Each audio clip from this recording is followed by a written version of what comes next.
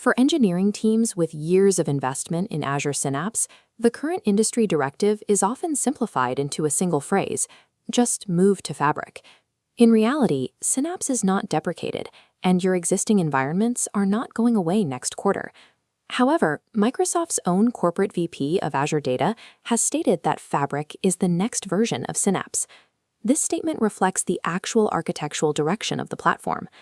Moving forward requires looking past the high-level strategy to understand what this transition means on a strictly practical engineering level. Approaching this as a routine software update ignores the structural shifts that determine whether a migration succeeds or stalls. The central migration challenge is moving from a platform-as-a-service architecture to a software-as-a-service model. In the Synapse PaaS model, you provision dedicated SQL pools, Spark pools, and pipelines separately. Each requires its own scaling configuration and generates its own billing line. This architecture offers granular control, but it carries significant operational overhead for the team managing it.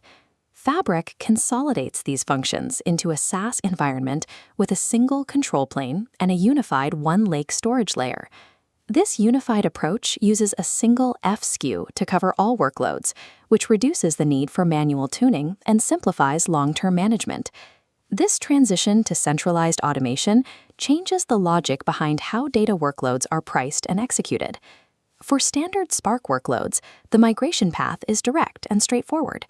Fabric offers specific advantages here, including native Delta Lake integration that functions without manual configuration. It also provides Git integration for notebooks by default, a feature that has been available since April 2026.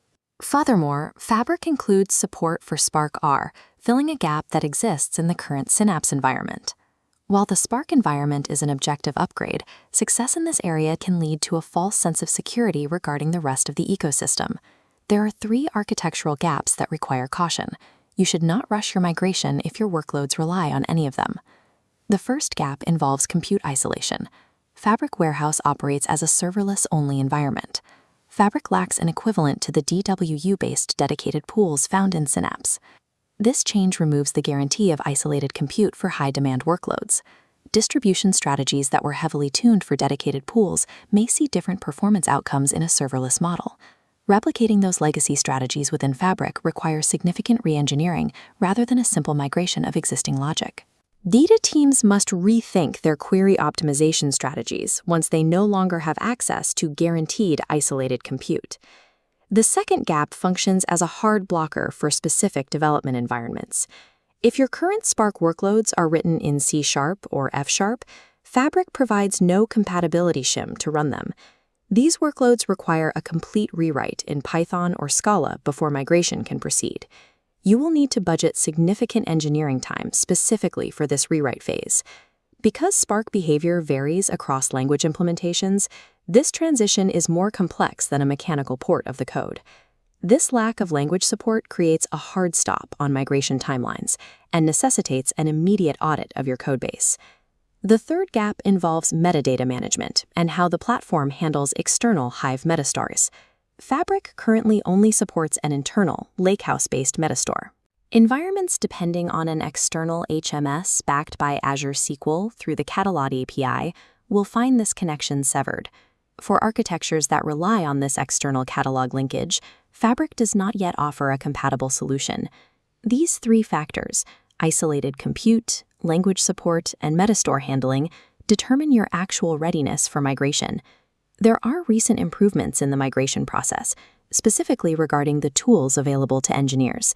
The ADF and Synapse Pipelines Migration Assistant launched in March 2026 and is available in public preview. This tool uses an assessment-first approach, checking for compatibility and generating a readiness report before you move any data or logic.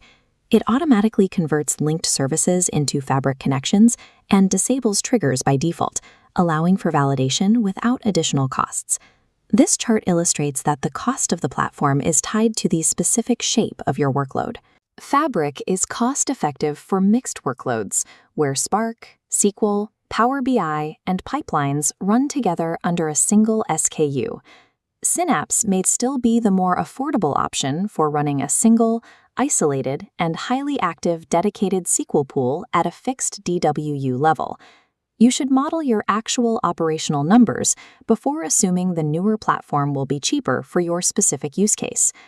The practical recommendation is to start all new data projects in Fabric immediately. For existing Synapse investments, the transition requires a phased approach.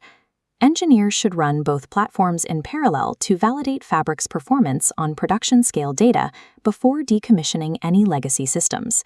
This transition period will likely take months. This pace is a normal part of the process, not an indication that you are behind schedule. I have put together a feature comparison table, a Spark migration checklist, and a map of migration paths for all workload types on the website. And if you want to see where this platform is actually headed next, not migration, but what agentic means concretely inside Fabric, that's the video right after this one.